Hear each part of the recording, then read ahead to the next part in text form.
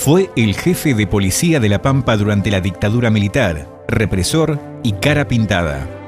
A pesar de las décadas transcurridas y el horror transitado, actualmente vive rodeado de impunidad en Santa Cruz de la Sierra, donde tiene una escuela de equinoterapia y actúa como comisario en pruebas ecuestres.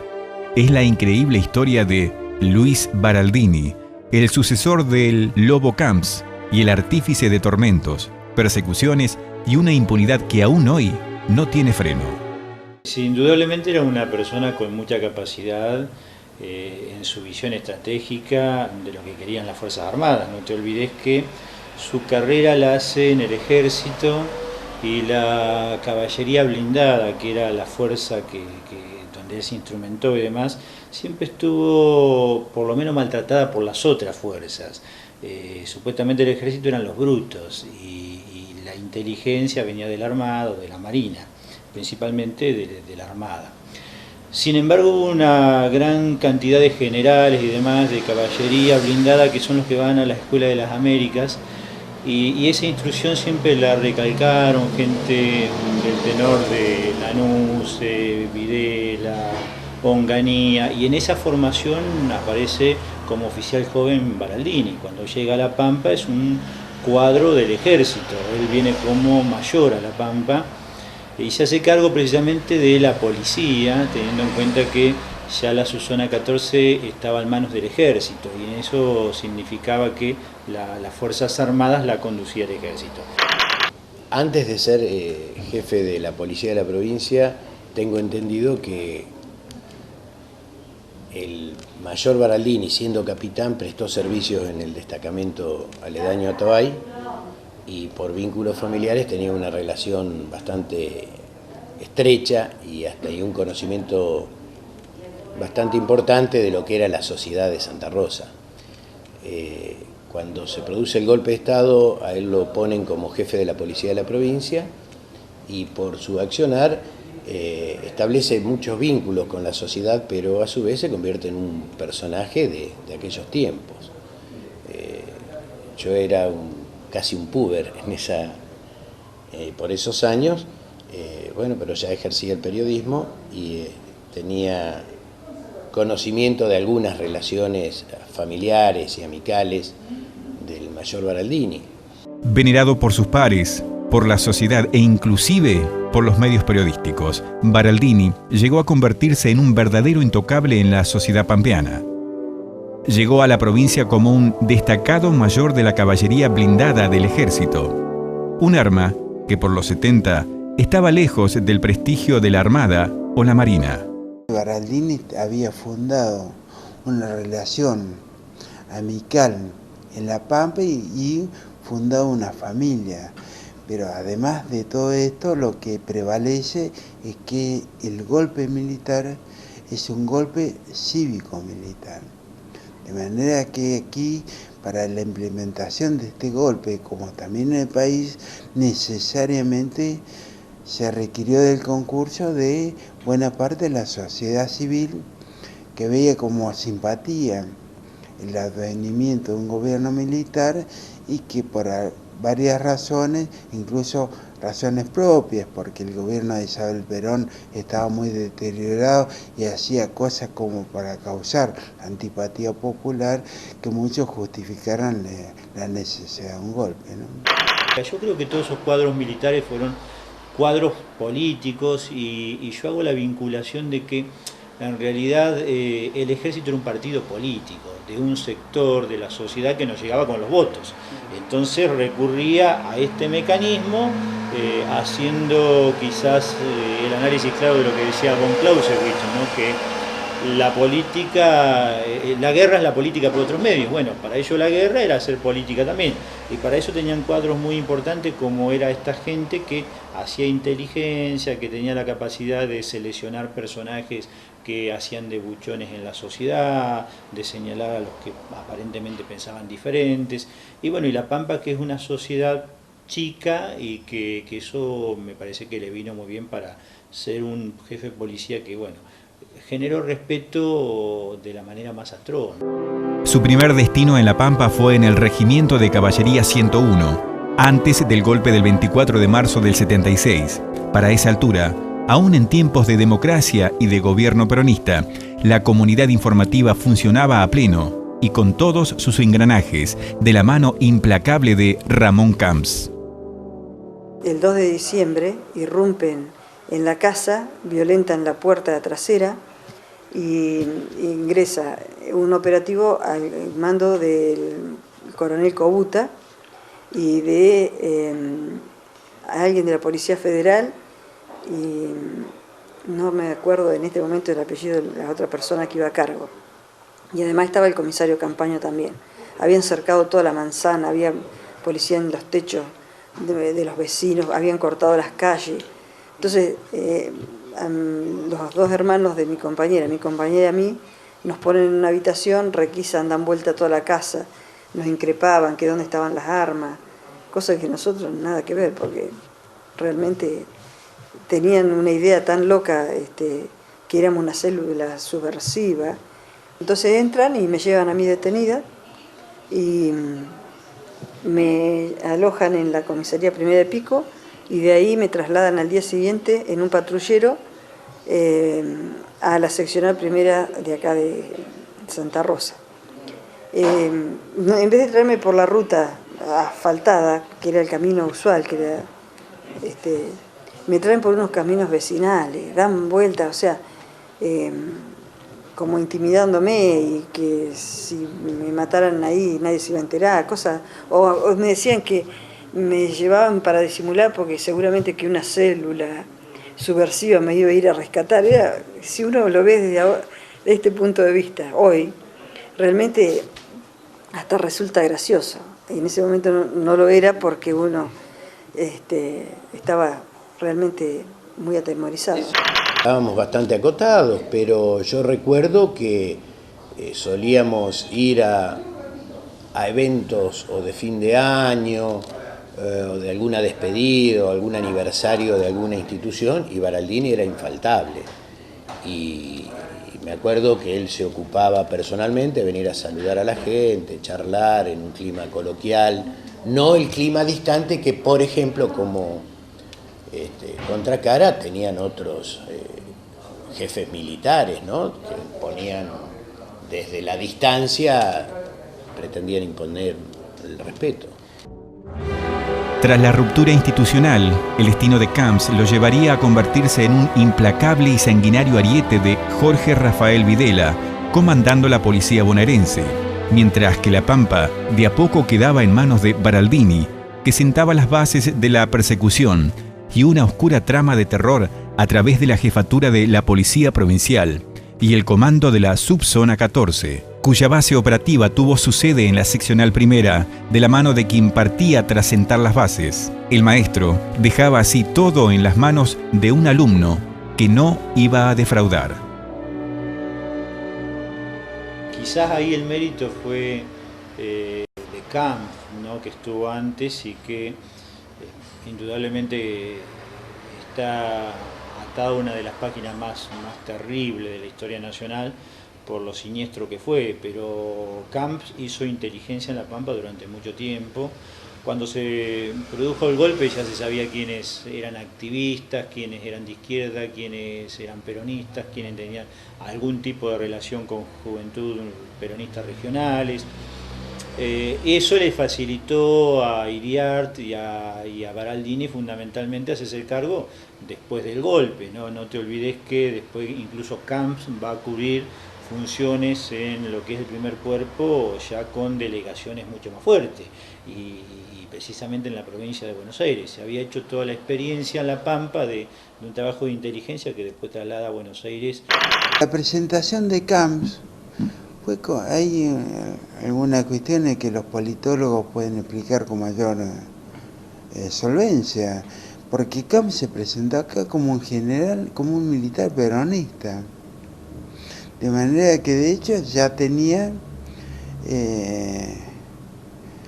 contaba con unas simpatías de buena parte del peronismo, que siempre tuvo simpatías por los hombres, por los militares, porque eran especie de encarnación de Perón, ¿no? Los generales peronistas eran distintos a los generales de otra procedencia ideológica, ¿no? De a poco, aquel trabajo cimentado, denominada inteligencia que se sirvió de la comunidad informativa, no más que una extensa red de delatores enquistados en los distintos extractos de la sociedad pampeana, comenzaba a traslucir un futuro tenebroso con el despliegue de una verdadera cacería civil. Era que él tenía dos grandes informantes y no tengo pruebas, pero tengo la certeza de que hubo gente detenida que no tenía absolutamente nada que ver con nada en cuestiones políticas, sino que se llegó a detener gente aquí en Santa Rosa por cuestiones comerciales, laborales o por cuestiones de inquina de algunos alcahuetes que iban y lo marcaban ante el jefe de policía, que era el brazo ejecutor, te reitero, de esa política de detención, ¿no? Periodistas, militares, estudiantes y hasta médicos comenzaron a engrosar de manera repentina una interminable lista de sospechosos que no tardaron en caer bajo las garras de la subzona 14. Baraldini, en medio de un perverso juego social, tejía los hilos de la persecución, las torturas y el constante roce con la comunidad santarroceña. Hubo inclusive casos de profesionales médicos puntualmente donde después con los años se revela, se sabe, o por alguna infidencia del propio Baraldini o de alguno de las personas que lo rodeaban, que hasta por intereses comerciales, colegas médicos denunciaron a otros colegas médicos. Y se sabe, y hasta con nombre y apellido, lamentablemente, al no haber pruebas, no se difunden esos nombres, pero yo creo que buena parte de la sociedad, por lo menos los que ya peinamos canas, sabemos de quiénes se trata. La subzona 14 es responsable de 300 detenidos políticos, la mitad de los cuales fueron sometidos a tortura, persecuciones, 5 asesinatos cometidos en territorio provincial, donde era inexcusable la participación de los efectivos de la subzona, porque nadie podía intervenir si no era con la anuencia de la subzona. La subzona es responsable de persecuciones, cesantía, además de quiebre de actividades productivas y destrucción de bienes culturales como el Instituto de Estudios Regionales o el Servicio Bienes Sociales como el Servicio Provincial de Salud. Conforme crecía el aparato represivo en la provincia, también lo hacía la imagen de Luis Baraldini. La Iglesia tuvo un rol predominante en el acompañamiento de los oscuros manejos de la policía que comandaba Baraldini, convirtiendo esa complicidad en un hecho atroz nunca puesto en la mesa de debate.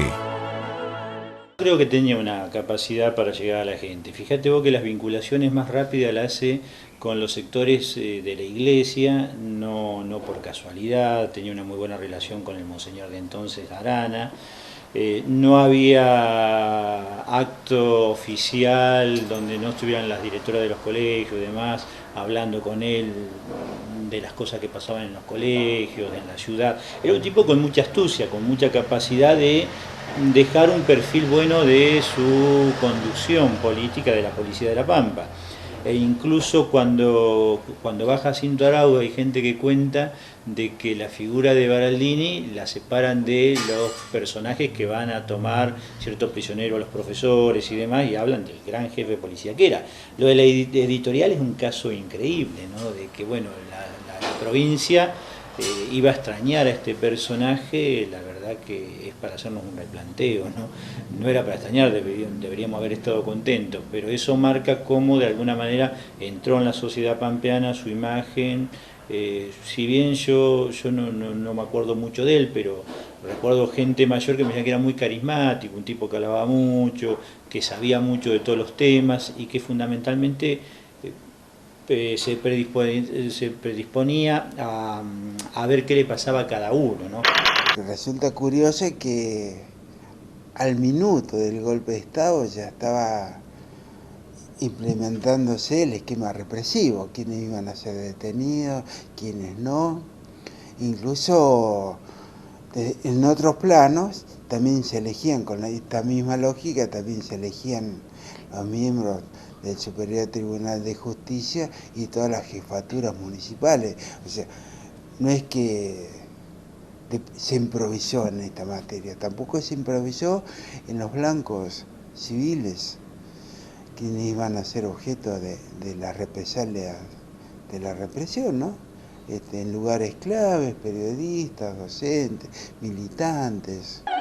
En la provincia las detenciones superaron las 300. Las torturas llegaron a convertirse en algo corriente, mientras la sociedad se cubría con el velo de la complicidad o simplemente el temor. Y llegado el golpe, bueno, ya fue una cacería, porque a todos los compañeros donde los encontraban, algunos allanaban la casa, los llevaban. A mí, recuerdo perfectamente, yo venía caminando por la calle para no era un patrullero, sino que era un celular, que era como una camioneta que tenía rejita y una puerta atrás. Me subieron y yo pedí si no podía ir hasta mi casa para buscar una campera, que me dijeron que sí. Estacionaron, entré a la casa, busqué una campera y me llevaron a la seccional primera, y ahí ya había otras compañeras, estaba Rosita Audicio, estaba Rosalín Gancedo, estaba Graciela Espósito. Bueno, éramos 9 mujeres, Selma Riboira, nos fueron trayendo en distintas tandas. Hay que situarnos en el momento histórico, ¿no? Indudablemente Baraldini llega cuando la sociedad ya está callada, no hay ecos de rebelión política ninguna. Me parece que ya estaban todos en la espera de que, bueno, venían los militares, a lo mejor traían una solución. Y mucha gente compró ese discurso. Esto, no te olvides que en algún momento se llamaba La Pampa es una isla, acá no ha pasado nada. Y en realidad, comparado lo que pasó en La Pampa, por lo menos en cuanto a la detención de presos políticos y demás, por la dimensión geográfica con otra provincia, acá fue demasiado fuerte toda la represión. Baraldini alcanzó una experiencia destacada en el arte de la persecución y la consolidación de su figura en base al temor. Para ello se sirvió de diversas herramientas a la hora de captar la confianza entre quienes conformaban su interminable red de informantes.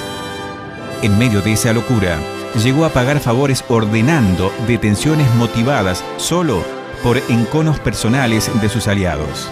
La primera vez estábamos bajo la órbita del Juzgado Federal a cargo de Walter Lema, ¿no es cierto?, todo el grupo de estudiantes. En esta vez que me traen a mí sola en diciembre, sí me ponen a disposición del Poder Ejecutivo y bajo la órbita de la subzona 14. Y ya ahí yo lo conocí a Baraldini. Yo ahí no hablé con él, lo vi que se movilizaba dentro de la seccional primera. Ahí me tuvieron por 17 o 20 días más o menos. Y el que me tomaba declaración era Reiner, que me tomaba declaración a cara descubierta. O sea, yo tengo el recuerdo para luego, digamos, lo que fue la otra detención, la voz, aunque yo tuviera los ojos vendados, era inconfundible, o sea, porque esas cosas no te olvidas más. Muy difícil, dada la contemporaneidad de los hechos, es muy difícil, pero el boca a boca y el conocimiento de alguna gente que estaba detenida y que no se les encontraba razón de la detención, razón valedera, hacía que uno ya empezara a suponer, eran procedimientos totalmente alejados de los cánones legales, sumarísimos, y entonces cundía aquello de que guarda con fulano, que si vos tenés algún problema, ese fulano es informante. Para 1978, el éxito de Baraldini era incuestionable y la seccional primera de policía era el centro clandestino de detención más importante de la provincia. Incluso, quienes ya habían caído en las redes de la policía provincial continuaron siendo blanco de un exhaustivo control que persistiría hasta la llegada de la democracia. Recién llegados a la primera, nos alojaron en distintos sectores. A mí me pusieron en una oficina que no tenía ventana, era un cuartito, solamente había una puerta placa, estaba todo oscuro, o sea que fue bastante duro porque no tenía ni siquiera un colchón. Y recuerdo perfectamente que Aguilera, que hoy es uno de los procesados, me dijo que me cedía gentilmente su oficina para que yo estuviera ahí alojada. Bueno, los primeros días fue, digamos, cuando yo estaba en ese lugar, ya sospechábamos que la cosa no era tan, digamos, tan suave, porque a las noches no se podía dormir porque se sentían gritos, alaridos de personas, pero todas las noches. Se empezaban a sentir ruidos a eso de la madrugada, corridas, autos que estacionaban. Aquí operó lo que no muchas veces se logra. La dictadura logró la condena social, cosa que la democracia no ha logrado, que exista la condena social a los ejecutores del golpe militar, a los torturadores. Hay una contradicción que la democracia todavía no resolvió. Los presos políticos, para reintegrarse a la vida social, les costó, y algunos no han podido, les costó sangre, sudor y lágrimas, porque eran kelpers en esta sociedad, algunos porque por temor y otros porque por convicción. No podían conseguir trabajo, los periodistas debieron escribir con otros nombres, no pudieron ejercer su profesión, los docentes fueron exonerados, recién ahora se los está recuperando, incluso a uno se les ha devuelto sus salarios, sus atribuciones salariales, ¿no? Pero no opera de la misma manera esta sociedad con los responsables del golpe, al punto tal que los médicos que asistieron a las torturas son funcionarios públicos y los propios torturadores, muchos de los cuales estaban sometidos a proceso, iban a ser procesados en el curso de este año, han cumplido funciones, han sido protagonistas de la vida cívica de esta sociedad en los últimos años. Empresarios, gerentes, presidentes de comisiones vecinales, miembros expectables de esta sociedad, a quienes la sociedad les ha ofrecido cobijo, sin cuestionarlo, ¿no?